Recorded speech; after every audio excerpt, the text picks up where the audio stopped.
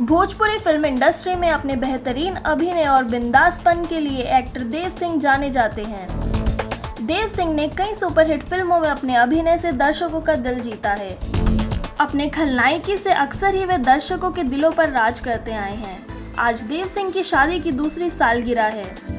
देव सिंह की पत्नी सोनम सिंह अक्सर ही कई इवेंट के दौरान उनके साथ नजर आती हैं। देव सिंह ने भोजपुरी के सभी कलाकारों के साथ अभिनय किया है। यही कारण है कि इंडस्ट्री में उनके सभी काफी करीब हैं। खेसारी लाल यादव के साथ फिल्म मैं सेहरा बांध के आऊंगा में देव सिंह की खलनायकी ने लोगों का काफी दिल जीता।